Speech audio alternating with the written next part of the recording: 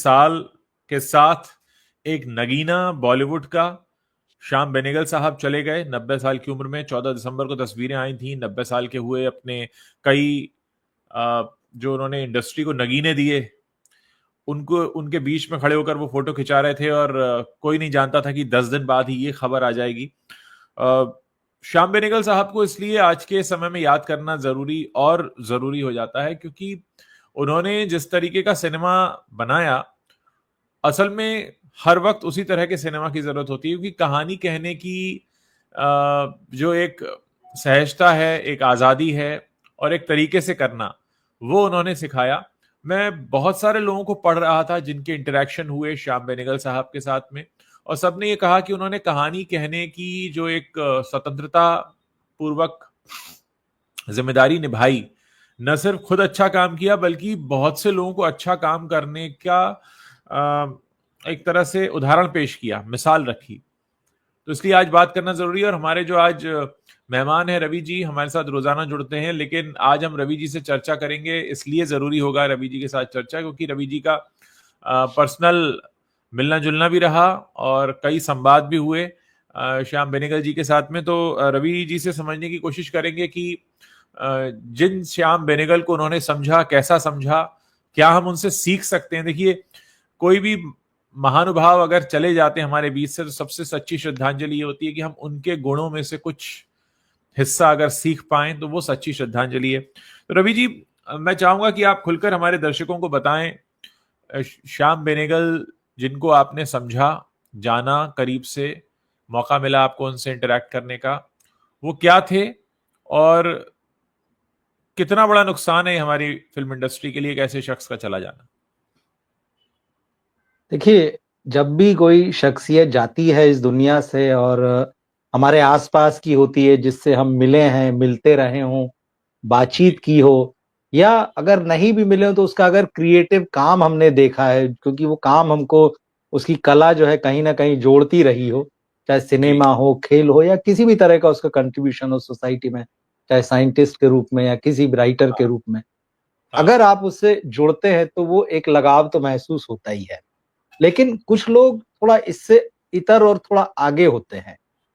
हाँ। उनके जाने की खबर के साथ आपको खालीपन महसूस होता है कि एक हाँ। स्पेस खाली हो गई है, जी। वो स्पेस जी। भरी नहीं जा सकेगी।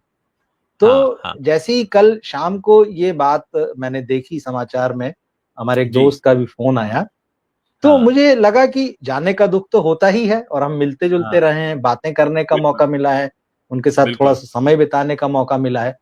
लेकिन हाँ। वो जो खालीपन का एकदम एहसास हुआ कि यार एक हाँ। ऐसी जगह खाली हो गई है हिंदी हाँ। सिनेमा की दुनिया में, जिसको हाँ। नहीं भरा जा सकेगा। मतलब शायद भी नहीं बोल सकते हैं आप, हाँ। उसको हाँ। निश्चित रूप से नहीं भरा जा सकेगा। जी। क्योंकि श्याम बेनेगल कोई साधारण फिल्मकार नहीं थे, या बहुत जी। साधारण व्यक्ति नहीं। उनके व्यक्तित्व में भी आएंगे, जो कुछ एक चीजें मुझे उनकी बहुत अच्छी लगी। हाँ। तो हाँ। हाँ। साधारण सिनेमा नहीं बनाया उन्होंने। हाँ। उनका सिनेमा बड़ा असाधारण है, और असाधारण इस लिहाज में है, जैसे आपने हम्म। कहानी का जिक्र किया कि कई लोगों ने कहा कि उन्होंने हाँ। कहानी को प्रधानता दी, और आज की हाँ। तारीख में तो वही गायब है सिनेमा से। जी। ऐसे सही बात समय है। में हाँ। जबकि हाँ। एक आपके पास एक इतना बड़ा नाइट एक लैंप था रोशनी का, जिससे जी। सीखा जा सकता था, समझा जा सकता था, और वो समय हाँ। देते थे और ना नहीं हाँ। कहते थे, ये उनकी हाँ। शख्सियत की एक बहुत बड़ी बात थी। इस पे भी जी। डिटेल में करेंगे। तो वो व्यक्ति जो अलग अलग तरह की कहानियां लाया, और ऐसी हाँ। कहानियां लाया हाँ। जिसका आपके समाज से, जिसका आपकी राजनीति से, जिसका आपके इतिहास से लगातार संबंध रहा। उसकी जी। उसकी कहानियों की जड़ें आपके समाज में, राजनीति में और इतिहास में रही। और हाँ। महत्वपूर्ण बात यह है, इसलिए भी उनका जाना महत्वपूर्ण है, क्योंकि सत्यजीत रे के बाद में श्याम हाँ। बेनेगल वो दूसरे फिल्म मेकर थे आपके, जिनको इंटरनेशनल जो वर्ल्ड है हाँ। उसने रिकॉग्नाइज किया, उनके सिनेमा को बहुत गौर और गंभीरता से देखा।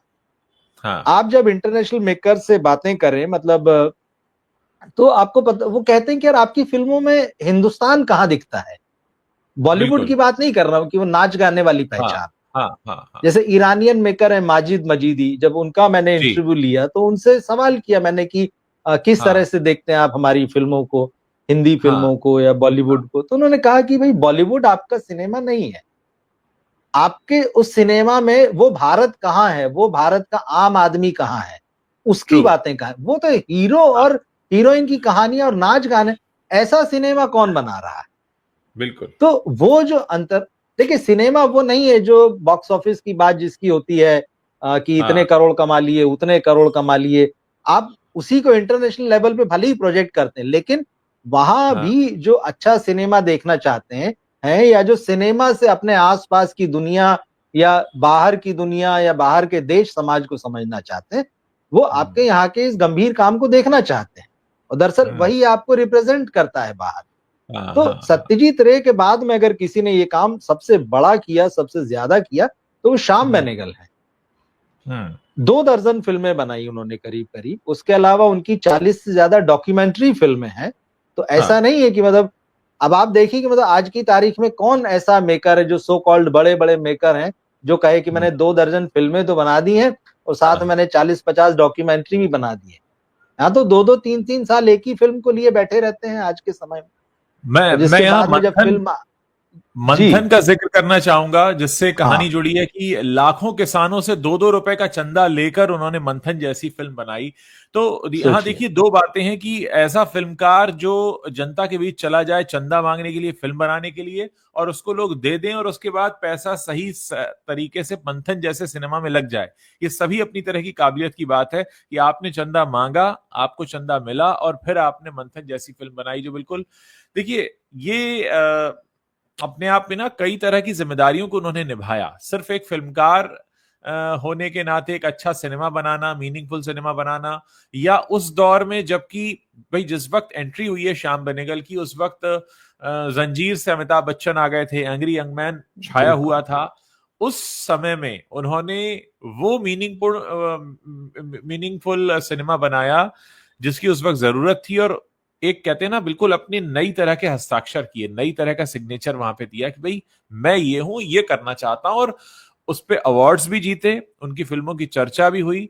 मतलब जंजीर जैसी फिल्में जब आ रही हैं, अमिताभ बच्चन जैसा एक बड़ा नाम उस वक्त इंडस्ट्री को कहते हैं ना पलट कर रख दिया था, राजेश खन्ना को बिल्कुल। पीछे कर दिया था। उस समय में अंकुर और निशान जैसी फिल्मों को लाना, और उनकी फिल्मों से ही तो नसरुद्दीन शाह, स्मिता पाटिल, ओमपुरी, ये सारे लोग उनकी फिल्मों के जरिए आए, तो मतलब बहुत बड़ा उनका मैं कहूंगा कंट्रीब्यूशन रहा। जी।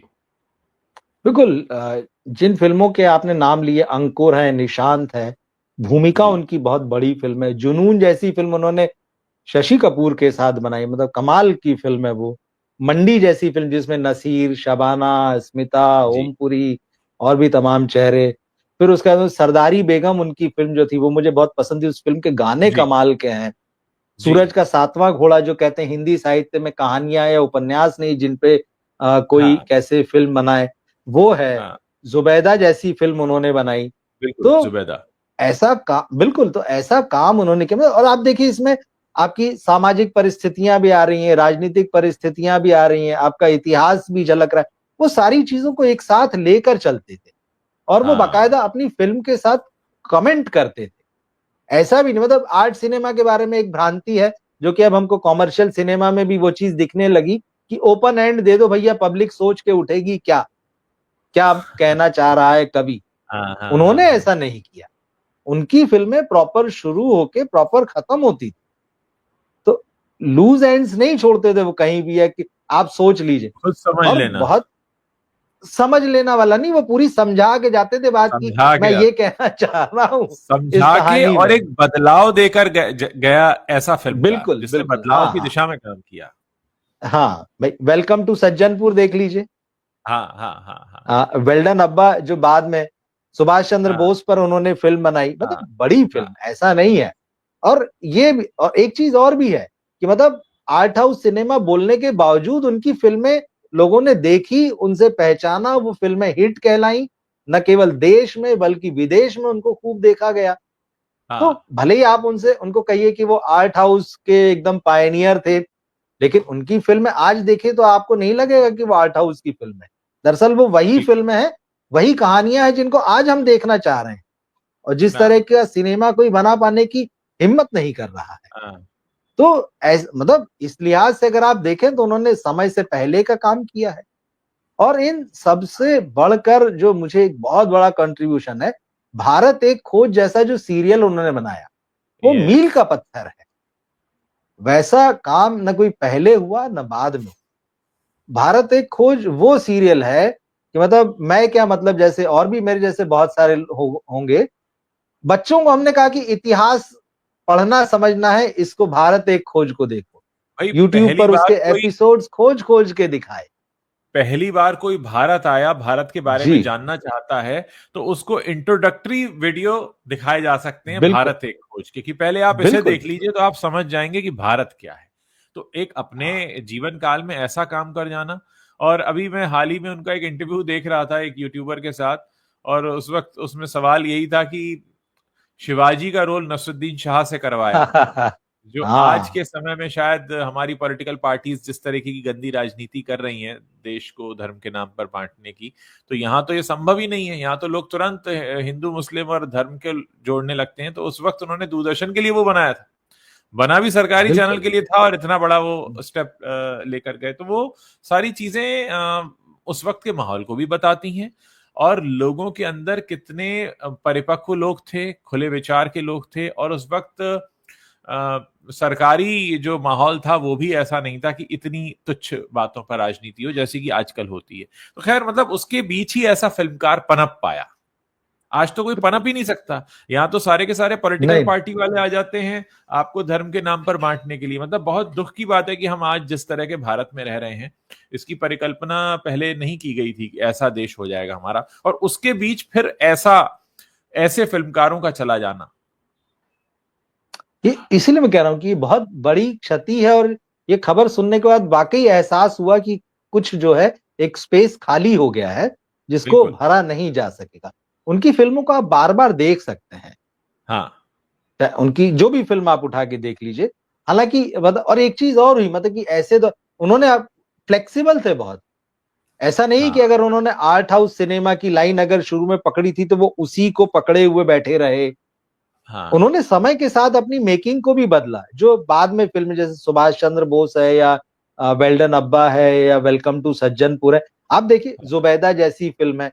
और एक चीज़ और ख़ास बात रही, जैसा आपने नाम लिया जिन लोगों का कि उन्होंने एक-एक बढ़िया-बढ़िया कलाकार ला के इस इंडस्ट्री को दिए, और दिए। इतने बड़े मेकर होने पर भी, इंटरनेशनली एक्लेम होने पर भी, कभी वो स्टार्स के पीछे नहीं भागे। जैसा कि हाँ। उनके दौर के कई जो आर्ट हाउस मेकर रहे हैं, वो भागे कि मैं बच्चन साहब के साथ काम कर लूँ, मैं फलाने जी के साथ काम कर लूँ, मैं ढिकाने जी के साथ।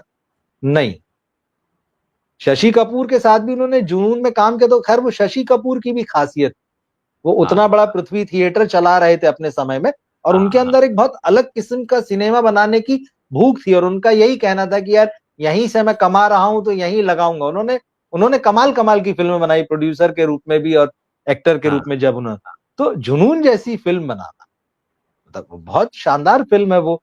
1857 का जो दौर है उस दौर की कहानी है। तो उस दौर को दिखाना, और एक नवाब जो है कैसे एक एंग्लो इंडियन लड़की के प्रेम में पड़ता है, उसे शादी करना चाहता है, वो सब देखिए। क्या अब अगर, और वो आपको लगता है कि आप उसी एरा में चले गए। खास बात ये है, बिल्कुल। ऐसा नहीं कि आज जो पीरियड फिल्म बनती, चलो पीरियड फिल्म बना देते हैं और सेटअप पूरा आज का रहेगा, ऐसा नहीं है। मैं मैं तो ये सोच रहा था रवि जी कि जिस तरीके से आज पिटी हुई फिल्में बन रही हैं, सिंघम रिटर्न्स टाइप, इस सब के बीच में थिएटरों को अगर चलाना है तो क्यों ना एक श्याम बेनेगल का फिल्म फेस्टिवल कर दिया जाए सभी शहरों में, बिल्कुल, ताकि उससे दो काम हो जाएंगे। पहला तो लोग थिएटर में आ जाएंगे, सिनेमा में आ जाएंगे, तो जो हमारे मल्टीप्लेक्सेस है वो थोड़ा बच जाएंगे। दूसरा क्या होगा, जो आज की जनरेशन है उसे कुछ सीखने को मिलेगा। मतलब ये जो आजकल के दौर की फिल्में हैं, ये तो वैसे ही नहीं चल रही हैं, डब्बा गोल है मामला। बिल्कुल, बिल्कुल। थोड़े दिन के हाँ, लिए, एक महीने के लिए देश भर में ये हो कि भाई श्याम बेनेगल सिनेमा हम दिखाएंगे, एक ट्रिब्यूट हम देते हैं।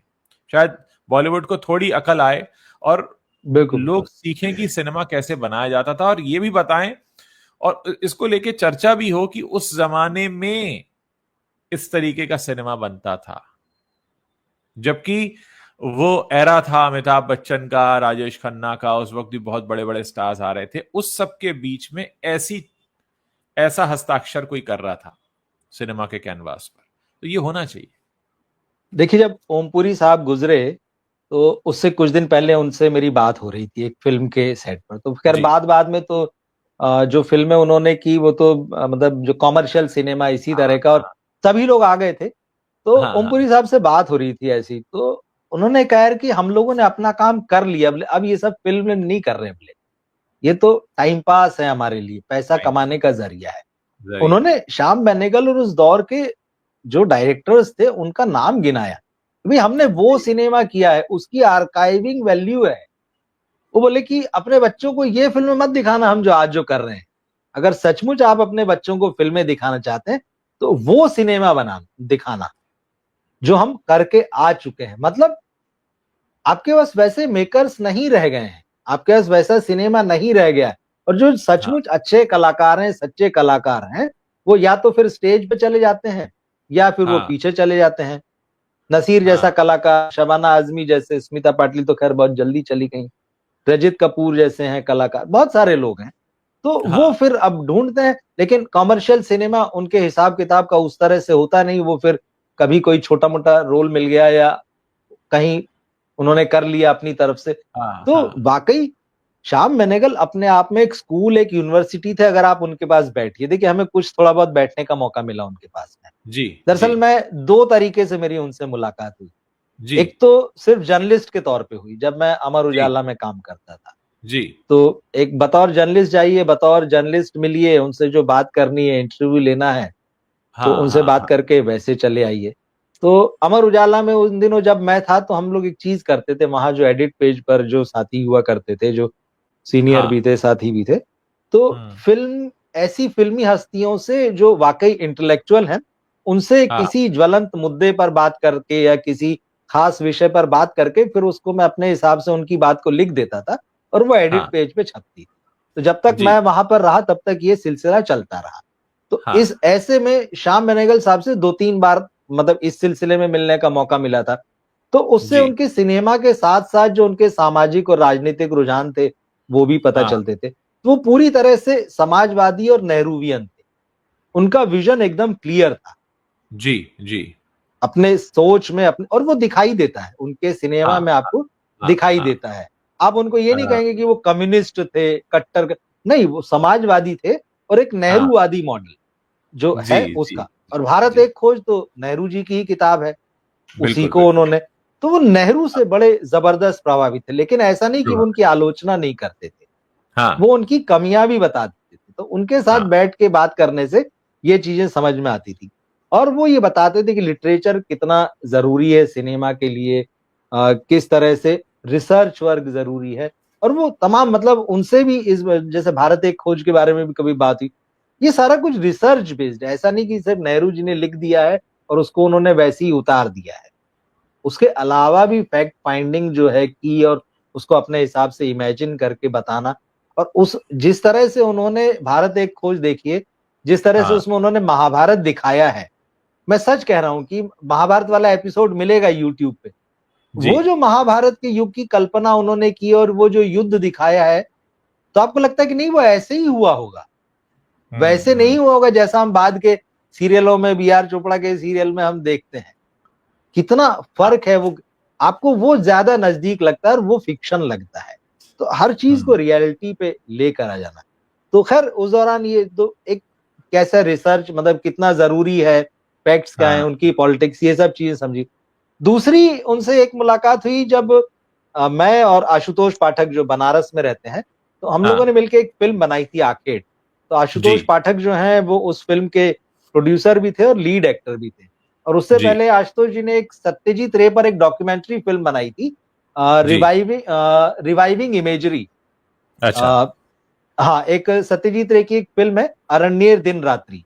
तो वो हाँ हाँ पलामू में शूट की थी रे साहब ने। तो जी। वो वहीं के रहने वाले हैं, हाँ। आशुतोष पाठक। तो वो अच्छा। पलामू के वो लोकेशंस जहाँ पे रे साहब ने वो फिल्म अपनी शूट की थी, और उसको लेकर फिर रे की जर्नी। तो रे की जर्नी में जो है जो बातचीत थी उसमें श्याम बेनेगल साहब का मतलब होना बेहद जरूरी था, क्योंकि जी। श्याम बेनेगल साहब जो ये मानते थे कि मैं रे की वजह से ही फिल्मों में आया हूँ, अच्छा। रे की हाँ फिल्में देखने के बाद ही आया हूँ।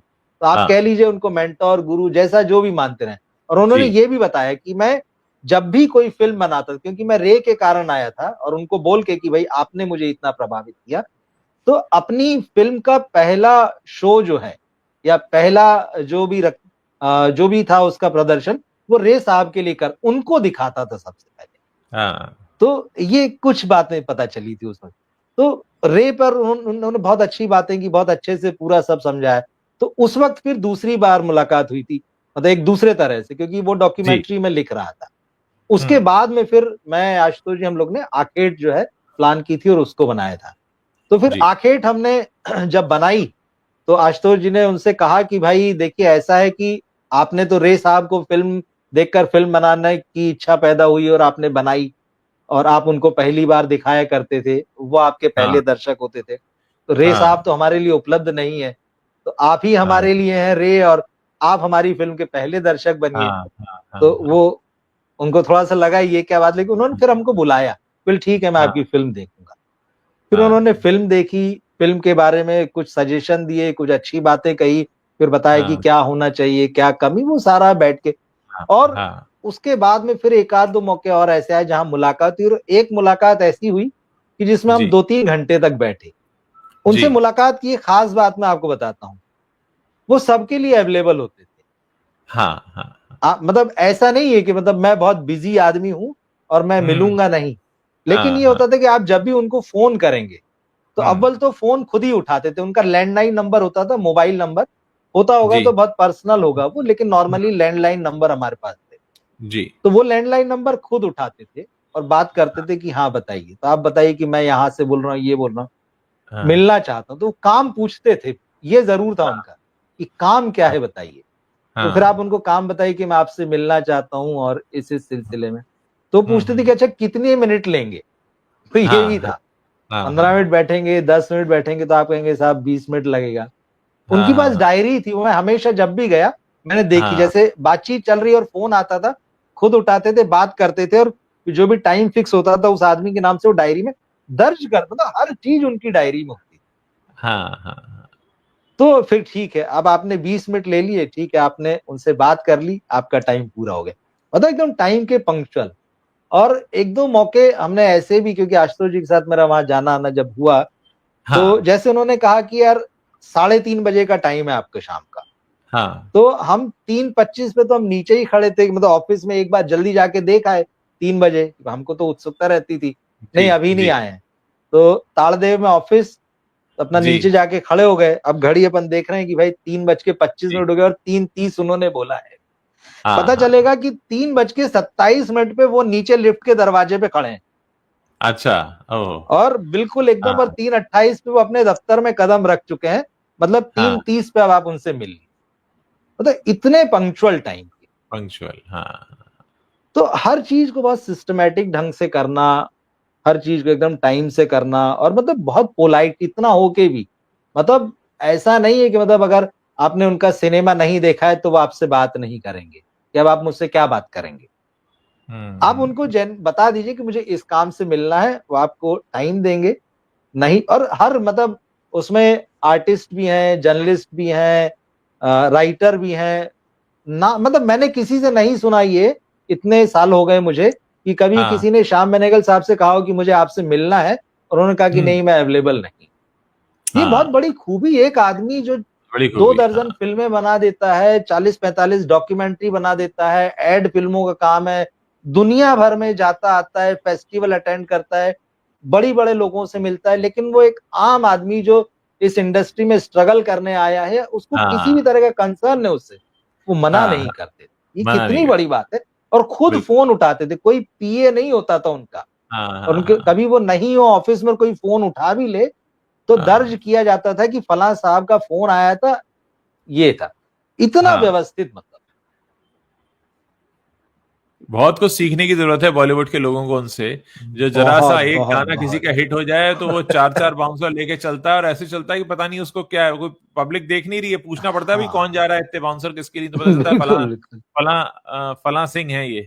तो फलाँ सिंह जो हैं, हाँ। वो पता ही नहीं लग रहे हैं कि कौन है, कहाँ है, क्या कर रहे हैं। तो वाक़ई मतलब हमने नकलीपन में इस दुनिया को बदल तो बहुत दिया है। बहुत बदल बहुत दिया। बहुत बदले। और मुझे याद है जब शायद 84 80 मतलब शायद इधर चार कोरोना के बाद वाले पीरियड में मेरी मुलाकात नहीं हुई उससे। कोरोना के पहले तक मुलाकातें रही, कोरोना के बाद में तो खैर मेरा ही निकलना बहुत कम जी, हो गया, तो और ऐसा कोई काम भी नहीं पड़ा। जी। मतलब तब तक वो शायद 85 के रहे हों, क्योंकि अब तो 90, हाँ कोरोना के भी चार हाँ, पांच हाँ, साल हो रहे हैं। हाँ, हाँ, हाँ, मतलब 84 85 की एज में भी मैं उन्हें देखा, तो हालांकि उसके बाद फिर अभी जब फोटो देखा तो मुझे थोड़ा दुख हुआ था, हालांकि उनको किडनी की हाँ, प्रॉब्लम थी, बीमार हो गए थे। हाँ, हाँ, हाँ। लेकिन 83 84 85 में भी वो इतने फिट नजर आते थे। जी, जब उनसे मुलाकात, मतलब लगता नहीं था कि जिस व्यक्ति से आप बात कर रहे हैं वो हाँ, इतना बुजुर्ग होगा, कि उसकी उम्र 84 85 साल हो गई है। उनकी हाँ। पर्सनैलिटी, उनकी आवाज, मतलब वरना तो मतलब 80 मेंटेन 85 की मेंटेन उम्र में। रखा हो, खुद को हाँ, मेंटेन रखा। और उसके अलावा मजे की बात ये कि लगातार जब भी आप उनसे मिले, वो किसी न किसी, एक आध नहीं बल्कि दो चार प्रोजेक्ट पे काम कर रहे होते थे। और हाँ, अभी हाँ, में मैं कहीं न्यूज पढ़ रहा था कि हाँ, मुजीब, हाँ, जो उनकी लास्ट फिल्म पिछले साल हाँ, रिलीज हुई थी, हाँ, बांग्लादेश के जो संस्थापक थे, अ, हाँ, अभी भी वो 3 फिल्मों पर काम कर रहे थे। मतलब आप हाँ। मजे की बात देखिए, इतने एक्टिव, और मतलब हर लिहाज से, फिजिकली मेंटली। तो ऐसा मेकर इतना बड़ा व्यक्ति, मतलब जो तो अगर वो जाता है तो निश्चित रूप से वो खालीपन महसूस होगा। अब देखना यह है कि बॉलीवुड क्या वाकई ट्रिब्यूट देगा, किस तरह से देगा, या मतलब सिर्फ बातों बातों में ये ट्वीट करके ही काम चल जाएगा। देखिए, वही मैंने जो सजेस्ट किया, मेरे हिसाब से तो वही हो सकता है कि हम उनका एक फिल्म फेस्टिवल बिल्कुल करें, बिल्कुल। देश भर में करें, लोगों को बताएं। और अगर इतनी बड़ी हस्ती हमारे बीच से गई है, जिसने 90 वर्ष का जीवन जिया, जिसमें से तकरीबन उन्होंने 6 दशकों तक तो सेवा की, मेरे ख्याल 1974 से उनका हाँ। अंकुर आती है। तो जी सेवेंटी जी। फोर से लेकर आप देखिए कि इतना लंबा 24। जो एक योगदान दिया है, और उसमें सीखने वाली चीजें हैं, सीखने वाली बातें हैं। बिल्कुल। मैं कहीं पढ़ रहा था किसी को, शायद विनोद कापड़ी को पढ़ रहा था, कहीं पर उनका ट्वीट था कि उन्होंने भी अपनी एक मुलाकात का जिक्र किया है, और उन्होंने यही कहा कि मतलब वो यही कहते थे कि कहानी कहने की जो अपनी आज़ादी है, उसको सहजता के साथ आप निभाते रहें। आप कहानीकार हैं, कहानी जरूर कहें, और सहज रूप से कहें। ये बड़ी जरूरी होती है, क्योंकि आप जिस कहानी को लोगों के सामने रख रहे हैं, उसको रखने में कितनी ईमानदारी है, और वही सराही जाती है। जो आम दर्शक है वो अच्छा सिनेमा खराब सिनेमा नहीं जानता है, वो आपकी ईमानदारी बिल्कुल। देखता है, और आपकी ईमानदारी ही दिखती है। जब मैं ईमानदारी कह रहा हूं तो उसका मतलब है कि मैं जस्टिस करूं। अगर मैं किसी कहानी पर काम कर रहा हूं, उसके साथ मैं न्याय करूं, और वो न्याय फिर लोगों के चेहरे पर एक चमक लाता है, मुस्कान लाता है कि हाँ, उन्होंने कुछ ऐसा देखा जो उनके दिल को छू कर गया। और कोई परिभाषा नहीं है मेरे ख्याल। सभी काम जितने भी हैं दुनिया में, उन पर ये लागू होती है बात कि अगर आप वो ईमानदारी से कर रहे हैं तो वो सही जगह जाएगा। और ईमानदारी का मतलब है पूरी लगन से, निष्ठा से, जैसा कि होना चाहिए। अब आज के जो फिल्मकार हैं वो कहते हैं कि मैं फलां को लॉन्च कर रहा हूं, तो उसके अराउंड वो वीव इन करना शुरू करते हैं, तो वहीं पर वो भटक जाते हैं। जब ऐसा भटकते हैं कि उसके बाद फिर जनता उन्हें पटक देती है। वो भटकते हैं और जनता पटकती है। ये अपने लिए भी इज्जत कमाना एक बहुत बड़ी बात होती है, और आप अपने लिए जो इज्जत कमाते हैं अपने काम के जरिए कमाते हैं। श्याम बेनेगल जैसे लोगों ने अपने कर्म, देखिए किसी की भी बात हो, चाहे लता दीदी की बात हो, उन्होंने भी बिल्कुल। जिस तरीके से संगीत की सेवा की, तो कहीं ना कहीं ये है कि आप अगर अपने काम को पूरी निष्ठा, लगन, सच्चाई, ईमानदारी से करते हैं, तो वही चीज रिटर्न आपको मिलती है, क्योंकि आप किसी के प्रति इतने ईमानदार हैं। तो वो बहुत जरूरी है। वो ईमानदारी देखिए हर जगह दिखाई देती, जैसे मैंने कहा उनकी पर्सनैलिटी में झलकती थी वो चीज, हाँ, वो उनके हाँ, सिनेमा में भी झलकती है। और क्योंकि वो इतनी ईमानदारी से काम करते थे, तो यही वजह है कि उनकी फिल्मों को लेके और उनको लेकर कभी कोई कंट्रोवर्सी नहीं पैदा, नहीं हुई। हाँ, जबकि उन्होंने लगातार सवाल उठाए अपने सिनेमा में। ऐसा नहीं कि हाँ, उन्होंने सॉरी उन्होंने सवाल नहीं उठाए हैं समाज को लेकर, राजनीति को लेकर, या उन्होंने अपनी बात नहीं रखी। उनकी खूबसूरती एक और चीज थी, मतलब वो आ, उनका नॉन कंट्रोवर्शियल होना मुझे शायद इसलिए भी लगता है कि वो कहानी और सच, इसके बीच का जो फर्क था ना, उसको बहुत अच्छे से जानते थे। और जहां ये दोनों चीजें मिलती हैं, वहां पे वो उसमें कल्पना का टच देके वो उसको बड़े आराम से आगे निकल जाते थे कि अगर वो रियलिटी दिखा भी रहे हैं तो जिसको दिखा रहे हैं उसको भी बुरा ना लगे और वो रियलिटी बिल्कुल। छुपे भी ना। ये कला हाँ, है। अब कहानी को कहानी जैसे कह गए वो बात तो ठीक है, अच्छी बात है, आपने कहानी सुना दी। और सच को सच जैसा ऐसे कहना है कि सामने वाला बुरा मान जाए, पर इन दोनों के बीच का रास्ता निकाल लेना, ये आपको श्याम बेनेगल साहब की फिल्मों में दिखाई देता है। ये तो तब हो वो पाता है माहिर जब थे आप वो अपने जी। मोटिव में क्लियर होते हैं कि आपको क्या कहना हाँ, है, उसका मैसेज क्या कहना होगा। क्या। साथ ही साथ बिल्कुल। आप मनोरंजन भी कर रहे हैं, आप किसी को पका नहीं रहे, उबा नहीं रहे, वो आपके सिनेमा को देखकर उठ के नहीं चलता बन रहा। और आप बहुत सधे हुए तरीके से एक पूरी जर्नी को प्रोसेस कराकर और अपनी जिम्मेदारी पूरी करते हैं। उसके बाद दुनिया आपके लिए ताली बजाती है और कहती है वाह क्या काम किया। अभी भारत एक खोज का हम इतने सालों के बाद भी, कितने साल बीत चुके हैं, मुझे याद है, मैं तो, मेरे बचपन की बात है जब मैं देखता था भारत एक खोज। स्कूल के तो दिनों की बात है मुझे लगता हाँ, है शायद। बिल्कुल बिल्कुल। हाँ, तो वो उस तो है। जमाने में वो करना, और हम उसकी इतने दिनों बाद भी चर्चा कर रहे हैं, कब, जबकि दुनिया भर का कंटेंट हमारे आसपास मौजूद है। आज हम में से न जाने कितने होंगे इस शो को खत्म होने के बाद लोग यूट्यूब पे ढूंढेंगे भारत एक खोज को, न जाने बिल्कुल। कितनी सर्चेज हुई होंगी श्याम बेनेगल फिल्म्स की। वो होता यही कि जब कोई चला जाता है तब हम उसके बारे में सोचना, पूछना शुरू करते हैं, जानना शुरू करते हैं। किसी का जाना अक्सर हमारे लिए एक रिमाइंडर हो जाता है कि अरे फलां चले गए, उनका काम तो देख लो अब, या एक बार और नजर मार लो। जब तक हमारे बीच रहते हैं तो हम उस पर कोई चर्चा नहीं करते। ये भी खैर एक मानव स्वभाव है कि जो चला जाता है उसकी हमें वैल्यू कुछ ज्यादा ही होने लगती है, जब तक वो होता है तब तक हम उसको उतनी इंपॉर्टेंस नहीं देते। लेकिन चलिए, इसी बहाने से ही, देखिए किसी का भी जीवन काल है वो तो पूर्ण हो ही जाना है, कोई भी जिसने जन्म लिया एक दिन जाना ही है। इसी बहाने अगर हम उनके काम को देखकर, और उससे दो तीन तरह के सुधार होंगे। पहला तो जो नई जनरेशन है वो उससे कुछ सीखेगी। दूसरा, नई जनरेशन जो दर्शकों की है वो भी सीखेगी कि सिनेमा कैसा होता है। जिन्हें फिल्म बनानी है वो जरूर। सीखेंगे फिल्म बनाई कैसे जाती है। मल्टीप्लेक्सेस का कुछ भला हो जाएगा, ईमानदारी के पॉपकॉर्न, ईमानदारी का कोला बेच लेंगे वो लोग। वरना जो ये फटीचर फिल्में आ रही हैं, इनके लिए तो कुछ सीन ही नहीं बनता कि इन पर पैसा खर्च किया जाए।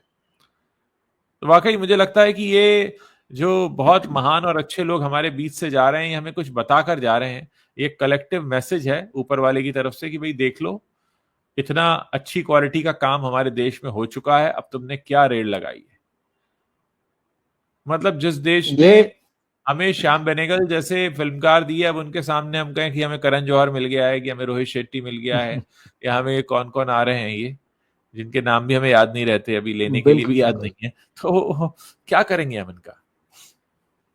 नहीं, मुझे नहीं लगता कि ये लोग इनकी फिल्में देखते भी होंगे या देखी भी होंगी। मतलब बहुत डाउट हाँ, होता है। अगर ये कहें कि हमने देखी है तो आपको आश्चर्य होगा कि अगर आपने इन मेकर्स को देखा है, ये फिल्में देखी हैं, उसके बाद आप ये सिनेमा बना रहे हैं। उसके बाद आप इतना थुका तो रहे हो हमें। मतलब भाई देखिए, श्याम बेनेगल साहब जो थे वो कैमरा भी खूब अच्छे से जानते थे। तो हाँ, यही वजह है कि उनकी जब आप फिल्में देखें तो वो दृश्य जो है कई बार आपकी आंखों के सामने रहते हैं जब आप उन फिल्मों की बात करते हैं। जैसे मैं हाँ, जुनून की बात कर रहा हूँ, जिस तरह से उस फिल्म में सीन चलते हैं। उनकी पहली फिल्म जो थी अंकुर, उनका जो आखिरी सीन है जहां फिल्म खत्म होती है, कि एक बच्चा जो है पत्थर उठा के वो शायद जमींदार के घर की खिड़की का कांच तोड़ देता है, वहीं फिल्म रुक जाती है। वो तो मतलब शायद जितने भी सिनेमा प्रेमी है वो सबको याद होगा। जो भी उस फिल्म को देखेगा हाँ, वो उसी हाँ, इंप्रेशन के साथ उठेगा। यही तो फिल्म करती है कि वो कि जैसी एंडिंग वो नहीं फिल्म है, एक खत्म हो। एक एंडिंग नहीं है, एक बदलाव की शुरुआत। हाँ, वो बदलाव की शुरुआत अब लेके निकलते हैं उस फिल्म में से। यही तो एक अच्छी फिल्म जो है वो काम करती है। अब हम क्या करते हैं, उठते हैं तो फिल्म खत्म होने के बाद एक डांस और गाना चल रहा होता है जिसका कोई हाँ, मतलब नहीं होता है।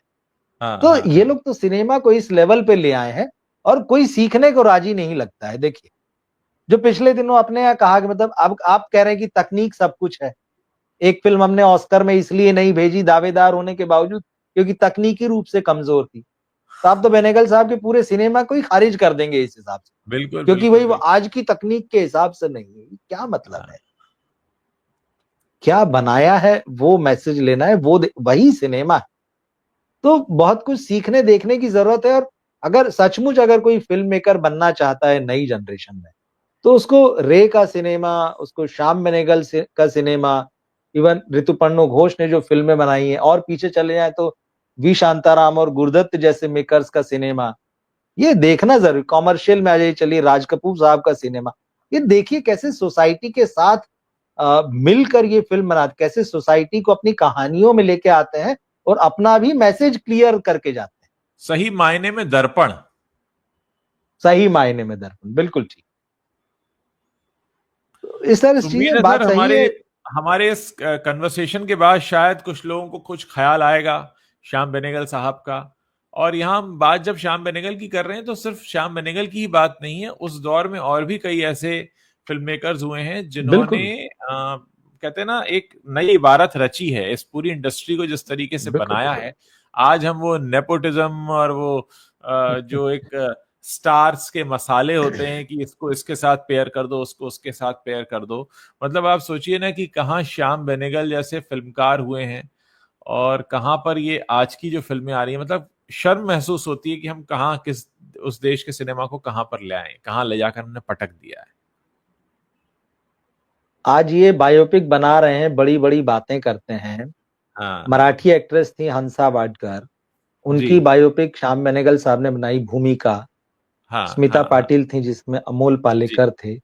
उस हाँ। फिल्म को उठा के देख लीजिए, एक एक सीन जो है ना, आपको मतलब झंझना देता है उस फिल्म को देखते हुए। आपको लगता है कि क्या देख रहे हैं, क्या हम्म। कैरेक्टराइजेशन है, क्या डायलॉग्स हैं। हाँ तो उसमें मतलब अ, अमोल पालेकर साहब नेगेटिव शेड में, मतलब हाँ।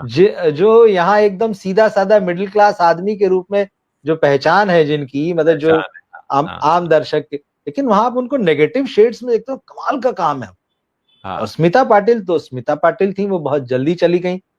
मंडी जैसी फिल्म देख लीजिए, जी। मंडी जी। जैसी, मतलब एकदम कंट्रास्ट है। मतलब मंडी, मतलब वो जो वैश्याओं का जो कोठा है उसकी कहानी हाँ है। हाँ हाँ। हैदराबाद शहर ही है शायद उस कहानी में, और उसके जी। आसपास बस्ती बस गई। अब तमाम सभ्य लोग चाहते हैं कि इसको उठा के बाहर कर दिया जाए यहाँ से, हाँ जबकि हाँ। हकीकत में वो जगह पहले वीरान थी, उसके हम्म। आसपास सब कुछ बसता गया। बोले अब इसको बाहर करो, मतलब फ्यूचर हाँ। वही कि फिर उसके आसपास। तो किस तरह से वो मैसेज दे रहे हैं।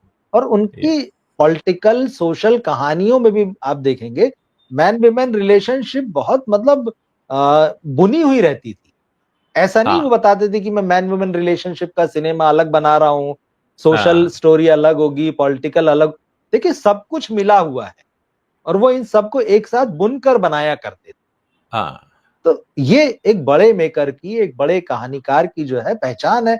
और उनकी किसी भी फिल्म को उठाकर आप देख लीजिए, इसमें सब कुछ लेके चलते हैं वो। तो देखिए अपने आप में वो यूनिवर्सिटी है, आप स्कूल भी नहीं कह सकते हैं, हाँ अगर हाँ। उनकी सारी इन फिल्मों को उठाकर देख लें। और भारत एक खोज जैसा जो सीरियल, हालांकि बाद में उन्होंने संविधान भी बनाया, वो उस तरह से नहीं चल सका, उसकी जो भी वजह हो। लेकिन हम्म।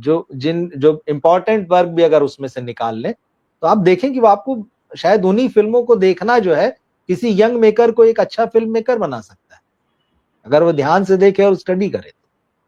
हाँ।